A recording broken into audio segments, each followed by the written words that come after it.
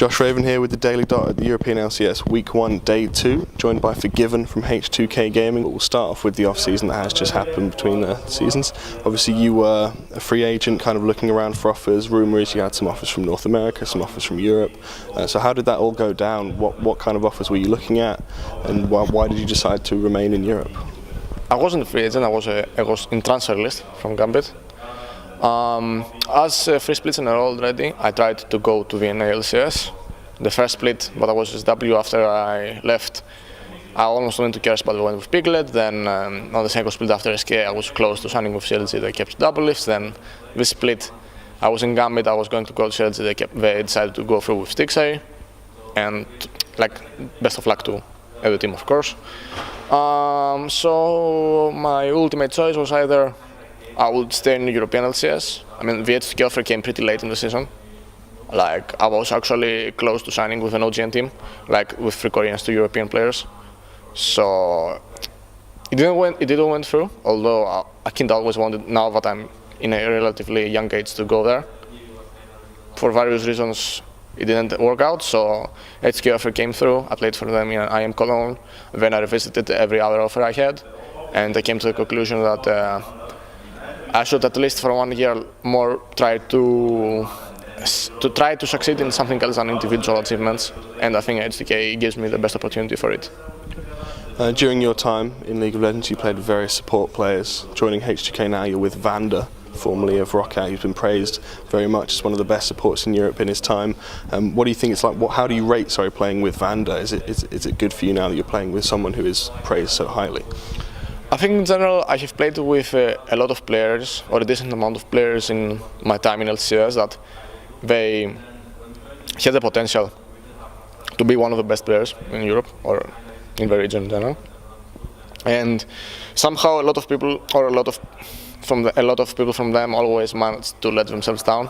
Like, except Amazing, for example, that I was teammates with him in CW. And when he has a career path that's going on now, so I'm pretty happy for him. And Vader, I think it's the utmost example of this example I just tried to give you. I think he's a super good player, and it's the first player that I have nothing to teach to him actually, which makes my job way easier, because every time I had to play bot lane, although the bot lane partners that I was paired with were really good players, ultimately I had to micromanage them in general in the lane phase, because the way I like to play is super demanding. It's the most demanding way to play in Europe, at least. And I think Vader is succeeding a lot at the moment, and I had expectations from him. I respect him a lot. I like to play with him a lot. But ultimately, it's up to him to skyrocket in a way better than what he has showed already, because yes, he had bad AD carries in general, like the positioner or like the guy that never wins the game or whatever.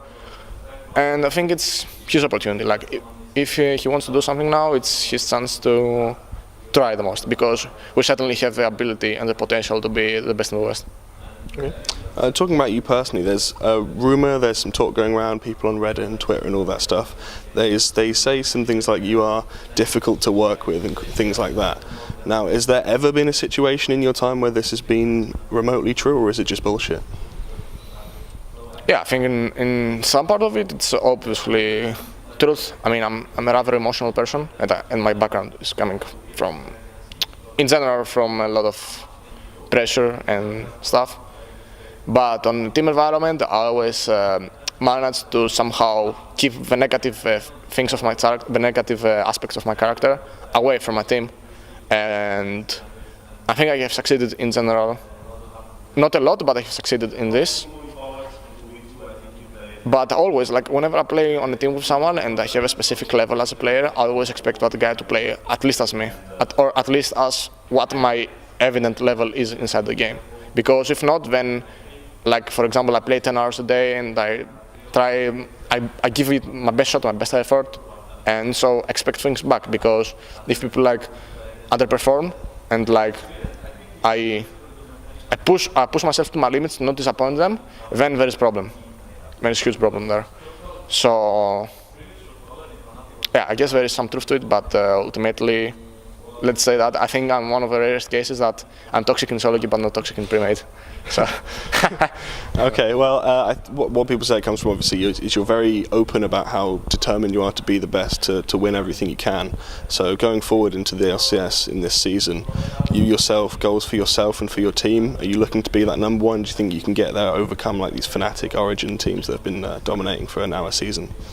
Yeah, well, right now we're not a lot of time together as a team. We're less than half a week, not 1.5 weeks less. I don't have any goals right now, to be honest. Like in the past, for example, I had to win the Rookie of the Split or the MVP of the Split, but I both achieved. Individually, I don't have much else to do. Yes, I could try to go for to win the European LCS or whatever, but what is gonna reign is gonna come down eventually. It's gonna come down. So I just go game by game, and I don't have any expectations in general as of team. So I don't get disappointed that much or whatever. I mean, if it comes that we win or we get good in playoffs or we get to go to IM Katowice or whatever, it's acceptable. It's fine. Like, but other than that, mixed feelings or no feelings at all. Try not to